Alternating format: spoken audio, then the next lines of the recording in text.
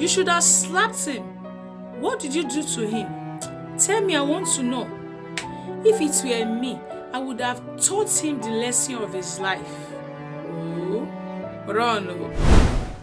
Hello, wonderful people of God. Today I bring you reality from the Word of God, and it's from the book of Proverbs, chapter 8, verses 6 to 8. But before we read, last week we talked about getting wisdom.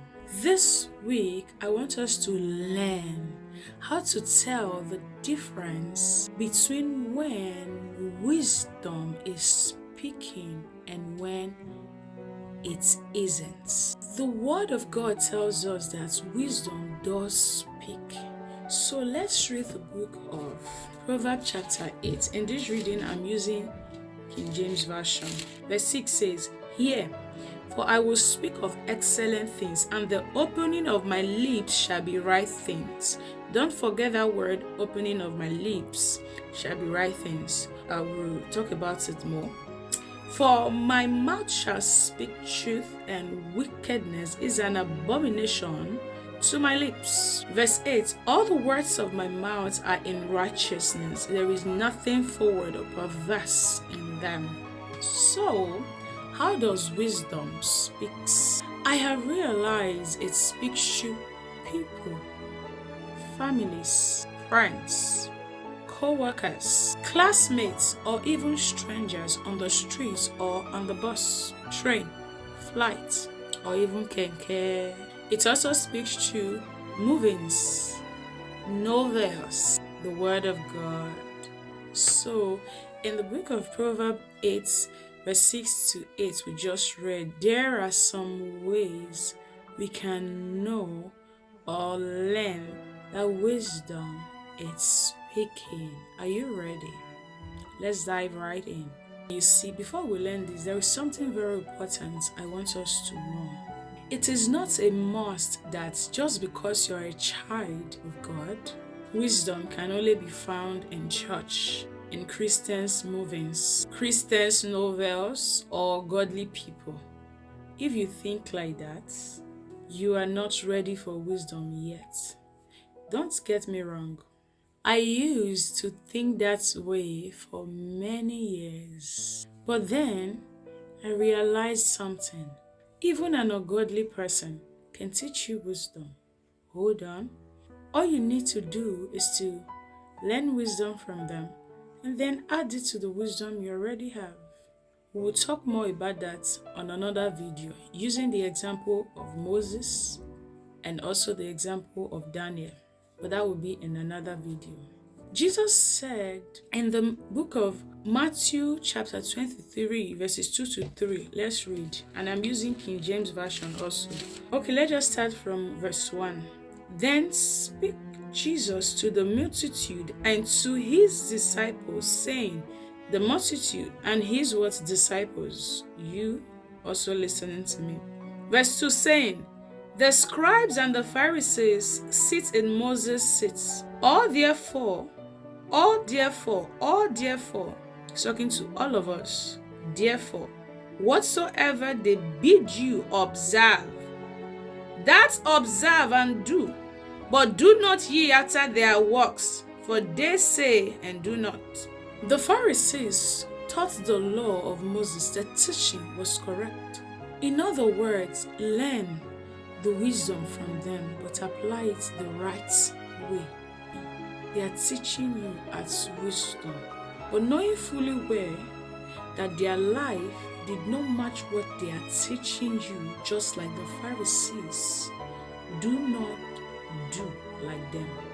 Don't apply the wisdom the way they are applying it. So Jesus was saying, take the truth they are saying. That is wisdom. But leave their bad example and apply it in God's way. Apply it goodly. That is how we grow. We test it with the word. If it is excellent, right, good, and straight, we take it. And add to the wisdom you already have. Apply them in God's way. Is that understood? Okay. The question is not, should I listen to them at all? Did Jesus Christ ask you not to listen to them? The question is not, since their life is not aligned to what they are saying, should I listen to them at all? Jesus knew their life were not aligning with what they were saying. He knew, but he said, what? We just read it. Take what they are saying, apply it in God's way. So the question is not, should I listen to them at all? No, that is not the question. The real teaching is this: while you are listening, learning, or talking with them, how do you know if what they are saying is wisdom you should keep? That's the real question here. Not if should I listen to them.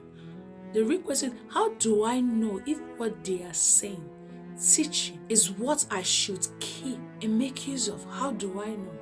Now, here is how you know, because the Word of God tells us how. Reality from the Word of God. The Word of God says, from the mouth of wisdom comes excellent things, and the opening of her lips shall be right things. That is Proverbs chapter 8 verse 6. Let's look at an example of an excellent conversation with a friend at school. Students, when I draw close. You tell your friend, I love to sing gospel song. I believe I'm called for it. And the opening of her lips was, oh, that's good. And she says, if you want to become a professional singer, you have to practice at least 1 hour every day. You see that? That is an excellent advice. In that moment, your friend is speaking wisdom. Remember, we are learning how to tell the difference. Another example, you're talking with a friend in school and you say, I love to sing gospel song. I think I'm called for it. And the opening of her lips was, I beg, forget that dream. Please think of something else. Right away, that is not wisdom speaking there. That's not wisdom speaking there. Another example, maybe there was an issue with a landlord or a landlady and you were hot, so you needed someone to talk to at that moment. You called a friend and explained everything that happened. And the opening of her lips was, oh dear, to be honest, I think you're the one at fault. If it were me, I would have done what your landlord did. Ouch! Immediately, that is truth. Even though you were her friend, she did not side with you in the wrong. She did not push you into bitterness. She gave you correction. She gave you truth. That is wisdom speaking. Remember, we are learning how to differentiate it. Another example is, after explaining everything that happened to your friend, she said, what? You should have slapped him. What did you do to him? Tell me, I want to know. If it were me, I would have taught him the lesson of his life. Oh, run. Oh. Right away, you know that mouth is not speaking truth. That is anger. That is bitterness. That is lie dressed up as support. A friend with wisdom won't pour petrol on your fire. She will help you put the fire away. Another example is at your place of work. A co-worker had issues with the supervisor, and she was so disrespectful to the supervisor, although the supervisor has her own character.